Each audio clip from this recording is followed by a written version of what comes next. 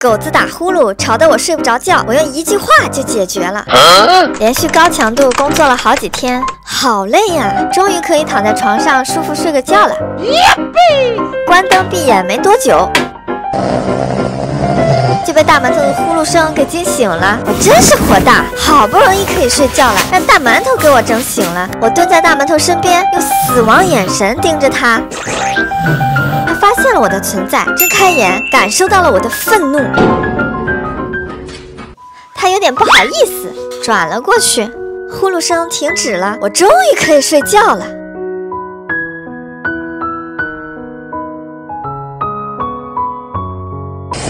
过了几秒，大馒头又开始打呼噜了。大馒头，我叫醒了大馒头，让他不要打呼了。结果他仅仅清醒了几秒钟，又睡着了，继续打呼。我被大馒头吵得睡不着觉。大馒头，你可别怪我啦，我要使出杀手锏了。我走到门口，轻轻说了句：“出去玩喽。”大馒头噌就从窝里弹起来，跑出了房间。给你的狗窝。今天你就在客厅睡吧，打呼噜也影响不了我啦。